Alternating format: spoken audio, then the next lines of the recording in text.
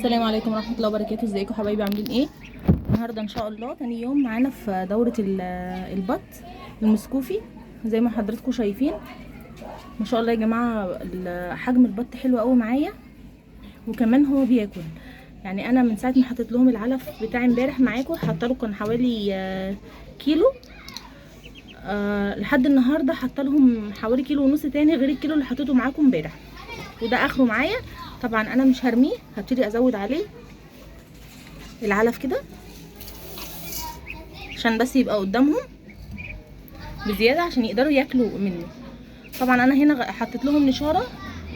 انا النهارده ما رضيتش اغير النشاره دي غير معاكم بكره باذن الله يكون وصل لي المنتج اللي هو بيمنع الريحه بتاعه البط، علشان نغيرها مع بعض ونشوف هنرشه ازاي والكميات اللي نبتدي نرشها معانا.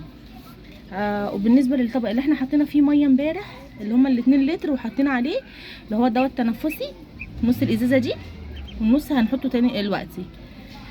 ده انا غيرته الطبق ده لان كان عالي عليهم قوي، كانوا بيبتدوا يشربوا منه اول ما يقل ما بيطولوش الميه. غيرته بالطواجن دي كده عشان يقدروا يطولوها. انا دلوقتي هسمي الله، انا هنا ماليه 2 لتر ميه،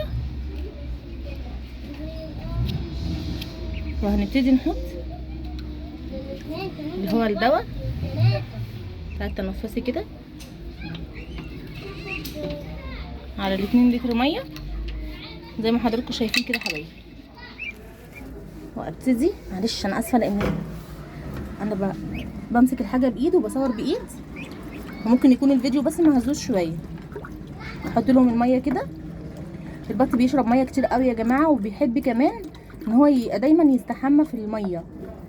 فكل فتره كده كل اسبوع لو عندك شويه شمس في البلكونه حاولي تخرجيه وتحطي له في طبق كبير كده، يبتدي يعني بيحمي نفسه فيها.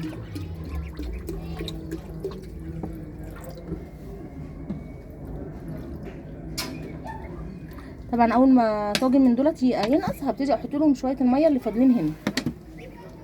وبالنسبه بقى لحد كان سالني على القناه، انت حاطه البط عندك في بلكونه في الشقه؟ انا حاطاه في بلكونه في الشقه لان انا عندي يا جماعه الشقه فيها بلكونتين. بلكونه بستخدمها للنشير او الحاجات اللي انا بستخدمها فيها، البلكونه التانية دايما مقفوله، يعني ما بدخلهاش غير بس ان انا انضفها مش اكتر. فدي اللي دايما بحطها بعملها للحاجات اللي انا بربيها مع حضراتكم. بقفل عليهم ازاي انا ممكن اكون وريتها لكم قبل كده مع الكتاكيت، بس هنشوفهم تاني. انا هنا عشان في صيف ما حطيناش من تحت اول حاجه كده، من تحت هنا ما حطيتش مشمع زي الكتاكيت يعني. ده بس حبايبي انا حاطه هنا سلك، حاطه فيه مسامير علشان بس اعلق عليه الكافيرتا ديت. ودي طبعا يا جماعه انا بخليها بردك للطيور بتاعتي، يعني انا ما بحطهاش ما بنستخدمهاش خالص.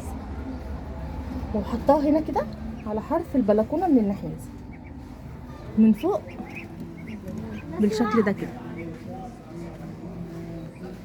ببتدي وهنا قافله عليهم